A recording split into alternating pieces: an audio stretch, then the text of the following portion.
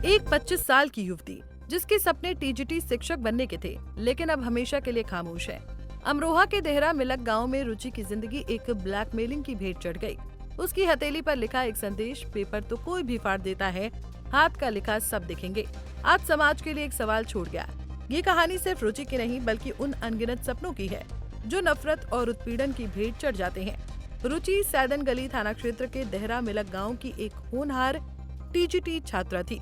कुछ दिन पहले वो गांव के एक लड़के के साथ बाइक पर कहीं जा रही थी, तभी उसके तहेरे भाई के बेटे अरुण ने उसका फोटो खींच लिया। इस फोटो को हथियार बनाकर अरुण ने रुचि को ब्लैकमेल करना शुरू किया। उसने पहले 5,000 रुपए लिए, फिर 50,000 की मांग की। ये ब्लैकमेलिंग रुचि के लिए असहनीय हो गई। रुचि ने अपने हाथ पर लिखे नोट में अरुण और एक अन्य युवक पर गंभीर आरोप लगाए। उसने लिखा कि फोटो वायरल करने की धमकी और मानसिक उत्पीड़न ने उसे एक कदम तक पहुंचाया। उसका शव घर के कमरे में फंदे से लटका मिला। रुचि की कलाई पर लिखा संदेश आज भी गूंज रहा है, एक चीख जो समाज से जवाब मांगती है। परिजनों ने अरुण और उसके भाई पर ब्लैकमेलिंग और उत्पीड़न का आरोप लगाया है। पुलिस ने शव को पोस्टमार्टम के लिए भेज दिया है और परिजनों की तहरीर पर मुकदमा दर्ज कर लिया है।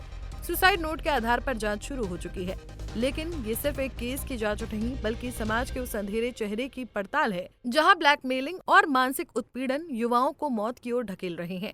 ये अरुण और सुशील दो भाई थे। इन दोनों ने लड़की को टॉर्चर करा।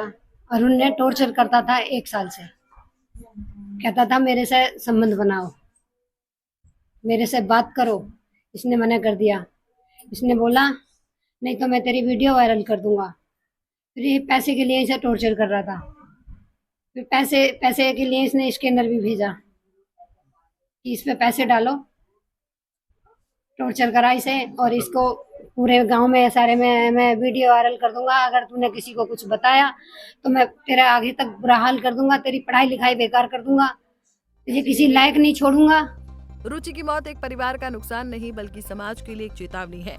रुचि की कहानी हमें झकझोरती है, ये पूछती है हमारा समाज कब तक ऐसी घटनाओं को अनदेखा करेगा। कराना है कि थाना सैदनगली के अंतर्गत ग्राम देहरा मिलक पर एक 25 वर्षीय युवती द्वारा अपने घर पर फांसी लगाए जाने की सूचना प्राप्त हुई। इस सूचना पर स्थानीय पुलिस द्वारा मौके पर पहुंचकर सबको कब्जे में लेकर पंचायतनामा की कार्रवाई पूर्ण कर मॉर्चरी के भेजा गया। सबके पास से एक सुसाइड नोट प्राप्त हुआ है जिसने युवती द्वारा अपने 2 तहेरे सगे भाइयों पर एक उसका वीडियो वायरल कर देना, ब्लैकमेलिंग करना और धमकी देना व लगातार परेशान करने की ही बात लिखी गई है, जिससे आहत होकर वो उसके द्वारा ऐसा करना बताया गया है।